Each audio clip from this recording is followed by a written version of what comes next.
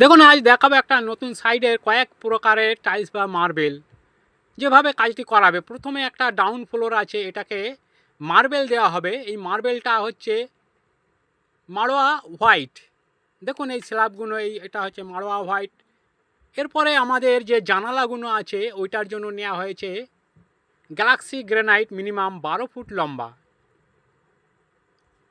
এরপরে আমাদের যে ফ্লোরে যে টাইলসটা পছন্দ করা হয়েছে 1x ব্ল্যাঙ্কো, দেখুন 4 foot by 6 foot 1x Blanco, খুব ভালো কোয়ালিটির টাইলস। এটাকে আমাদের সম্পূর্ণ ফ্লোরে ফিটিংস হবে। বাথরুমগুলো হবে আমাদের যে কোয়ালিটির, সেটা হচ্ছে মডুলার একটা কনসেপ্ট।